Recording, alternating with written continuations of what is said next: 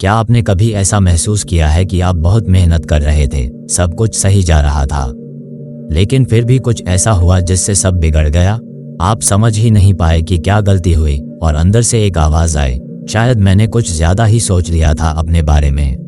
यही ईगो है, वो चुपचाप आए और हमारे ही हाथों से हमारा सपना छीन कर चली गई। नमस्ते दोस्तों, आपका स्वागत है बुक्स से प्रेरणा पर, जहां हम किताबों की गहराई से जिंदगी के राज समझते हैं। आज हम बात कर रहे हैं उस अदृश्य शत्रु की जो हमारी सबसे बड़ी रुकावट बनती है, ईगो, और हमारी गाइड है रायन हॉलिडे की प्रसिद्ध किताब ईगो इज द एनिमी। लेखक रायन हॉलिडे कहते हैं, ईगो हर उस इंसान की दुश्मन है जो कुछ बड़ा करना चाहता है, चाहे वो कलाकार हो, बिजनेसमैन, छात्र या नेता। ये किताब हमें हमारे जीवन के 3 मुख्य चरणों में ईगो की भूमिका को समझाती है। 1. अस्पायर, महत्वाकांक्षा, जब हम कुछ बनना चाहते हैं। 2. सक्सेस, सफलता, जब हम ऊपर पहुंच चुके होते हैं। 3. फेलियर, विफलता, जब हम नीचे गिरते हैं। और हम अब शुरू कर रहे हैं पहले हिस्से से, अस्पायर, यानी जब हम कुछ बनने की चाह रखते हैं। चैप्टर 1, टॉक, बातों में खो जाना। मुझे लगता है कि इस चैप्टर में लेखक हमें यह समझाने की कोशिश कर रहे हैं कि जब हम ज्यादा बोलने लगते हैं तब हम अपने असली काम से दूर हो जाते हैं। आजकल सोशल मीडिया पर हर कोई कहता है, मैं बड़ा करूंगा, कुछ बड़ा सोच रहा हूं, एक दिन नाम करूंगा। लेकिन सिर्फ सोचने और कहने से कुछ नहीं होता। एक युवा इंस्टाग्राम पर अपने बिजनेस के सपनों की कहानियां डालता है, लेकिन 6 महीने बाद भी एक प्रोडक्ट नहीं बना पाता। ईगो उसे ये यकीन दिलाती है कि बस सोच लेना ही काफी है। लेखक कहते हैं, साइलेंस इज स्ट्रेंथ, यानी चुप रहो और काम करो, लोग खुद ब खुद तुम्हारे काम को पहचानेंगे। इस चैप्टर से हमें यह समझ आता है कि अगर हम अपने सपनों को सच करना चाहते हैं तो बोलने से ज्यादा करने में विश्वास रखें। चैप्टर 2, टू बी और टू डू, क्या बनना है या क्या करना है। मुझे लगता है कि लेखक इस चैप्टर में हमें एक कठिन लेकिन जरूरी सवाल के सामने लाकर खड़ा करते हैं। क्या तुम खुद को कुछ बनाना चाहते हो, यानी पहचान, पद, नाम, या कुछ करना चाहते हो यानी बदलाव, सेवा, सृजन? 2 लोग हैं, एक चाहता है कि लोग उसे CEO कहें, ये ईगो है। दूसरा चाहता है कि उसका प्रोडक्ट लोगों की जिंदगी आसान बनाए, ये पर्पस है। लेखक का इशारा साफ है, ईगो हमें दिखावे की ओर खींचती है और विजन हमें अर्थ की ओर। इस चैप्टर से हमें यह समझ आता है कि हमें अपनी यात्रा बनने से नहीं, करने की भावना से शुरू करनी चाहिए। चैप्टर 3, बिकम अ स्टूडेंट, हर समय छात्र बने रहो। मुझे लगता है कि यह चैप्टर बताता है कि सीखने की भूख कभी खत्म नहीं होनी चाहिए। ईगो कहती है अब तो सब आता है, लेकिन ग्रोथ कहती है अब तक जो नहीं सीखा वो असली खजाना है।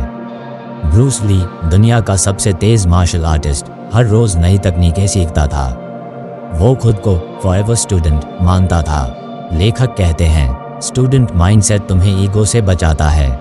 इस चैप्टर से हमें यह समझ आता है कि जो खुद को हर वक्त छात्र मानता है उसे कोई भी हार नहीं सकता। चैप्टर 4, डोंट बी पैशनेट, सिर्फ जुनून काफी नहीं।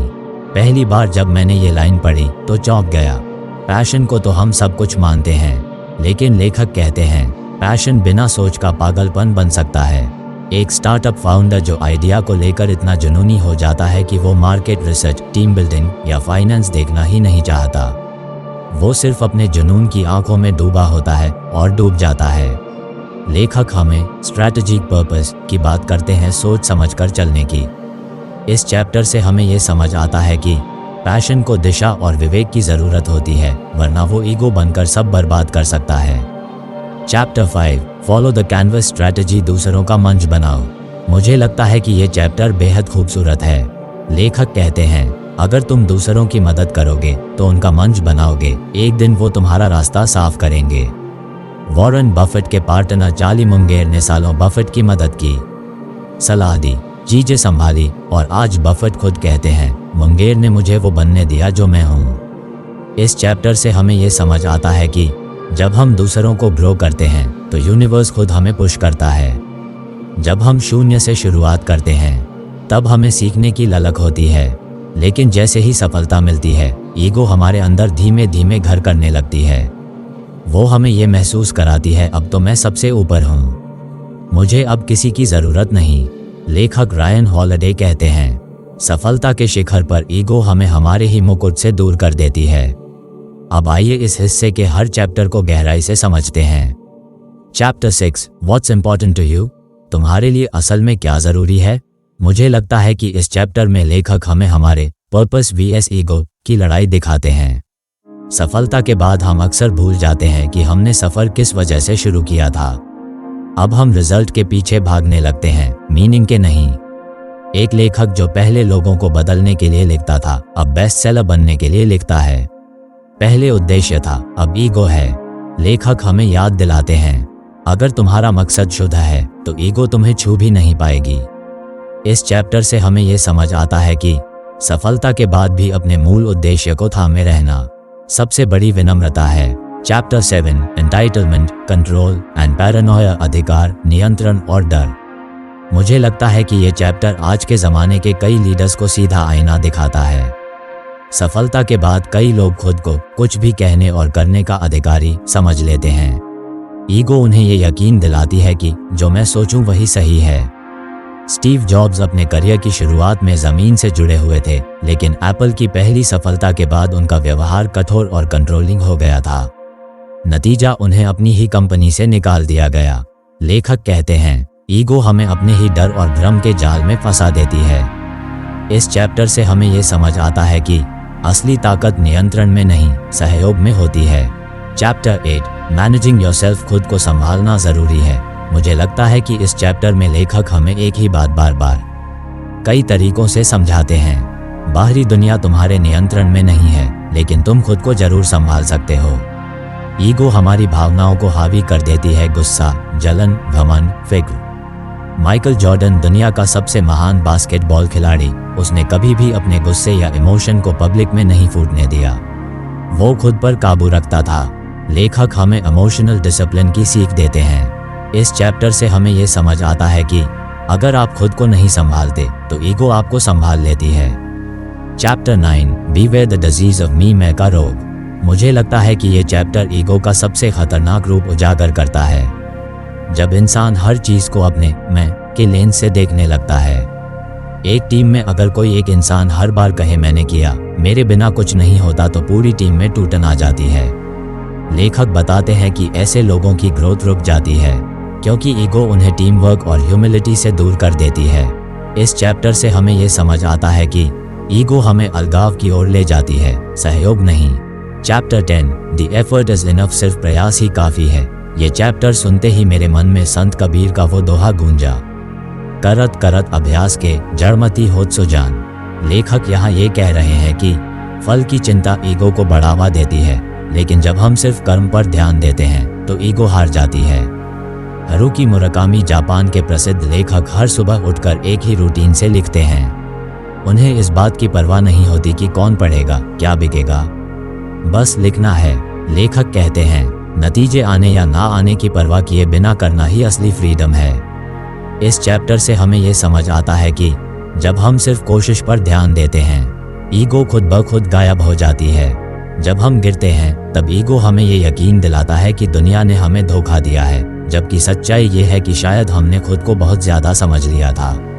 लेखक रायन हॉलिडे इस हिस्से में बताते हैं कि ईगो ना सिर्फ जीत में घमंड देती है, बल्कि हार में टूट जाने की वजह भी बनती है। आइए अब एक एक करके इस हिस्से के चैप्टर्स को विस्तार से समझते हैं, जीवन से जोड़ते हैं। चैप्टर 11 अ लाइफ टाइम और डेड टाइम, जिंदा समय या मरा हुआ समय।